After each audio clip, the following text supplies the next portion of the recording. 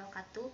Perkenalkan, nama saya Indah Ayu Lestari Hafid dengan NIM 1996142034. Dan pada kesempatan kali ini saya akan menjelaskan materi mengenai absolute advantage.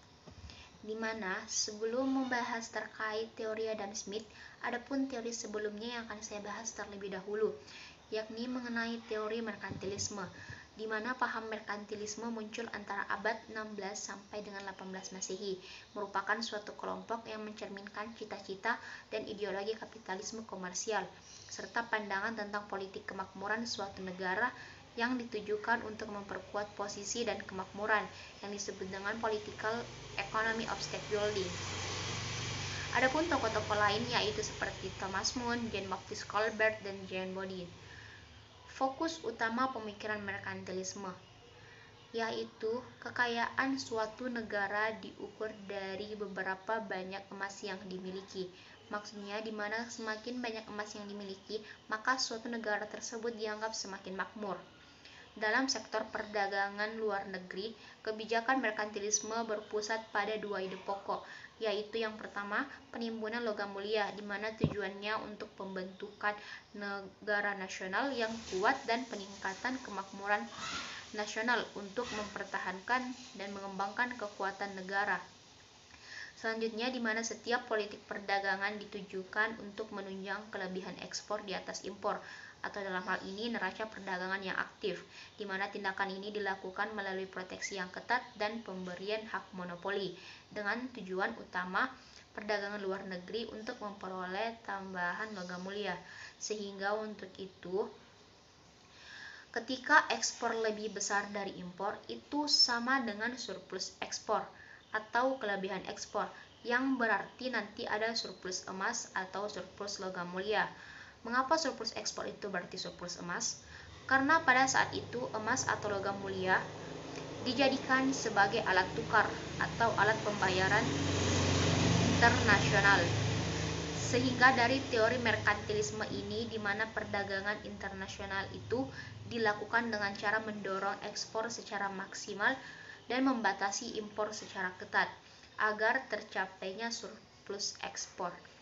Adapun gambar di atas dari tabel tersebut dapat dilihat bahwa masing-masing negara memiliki keunggulan yang berbeda-beda untuk nilai ekspor dan impor.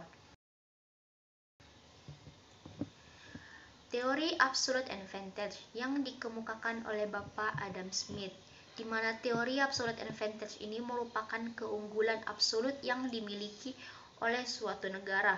Dalam suatu negara ada yang unggul dalam sisi pertanian dan juga unggul dalam sektor industri, di mana negara yang unggul di sektor pertanian akan menggunakan pertanian sebagai basis untuk melakukan ekspor, sedangkan negara yang unggul di sektor industri akan melakukan ekspor dengan barang industri.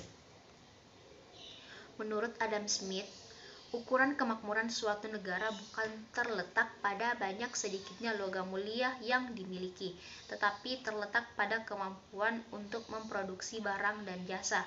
Kemudian lebih lanjut, Adam Smith menyatakan bahwa kemakmuran dan kekayaan negara hanya dapat diperoleh dengan menjalankan prinsip laissez-faire di dalam negeri dan perdagangan bebas dengan negara lain. Dari teori-teori klasik dapat disusun berdasarkan anggapan atau asumsi, yaitu yang pertama, bahwa hanya ada dua negara dan dua komoditas yang diperdagangkan. Yang kedua, tenaga kerja adalah satu-satunya faktor produksi dan homogeni. Yang ketiga, di mana tenaga kerja bebas bergerak atau mobile dalam batas-batas negara, tetapi tidak mobile secara internasional. Dan yang keempat, persaingan sempurna. Kemudian yang kelima, tidak ada perubahan teknologi. Yang keenam, biaya produksi tetap. Dan yang ketujuh, free trade atau perdagangan bebas. Dan yang kedelapan, tidak ada biaya transportasi. Adapun salah satu buah pikiran Adam Smith, di mana mengenai konsep spesialisasi dalam perekonomian dunia, yang dimana ini mengarah pada spesialisasi di masing-masing negara. Adam Smith berpendapat bahwa agar output dunia dapat optimal, maka masing-masing negara harus memproduksi barang dan jasa di mana negara tersebut memiliki keunggulan yang absolut. atau absolute advantage. Mungkin itu yang bisa saya sampaikan, lebih dan kurangnya mohon dimaafkan. Wabillahi taufiq wal hidayah. Wassalamualaikum warahmatullahi wabarakatuh. Terima kasih.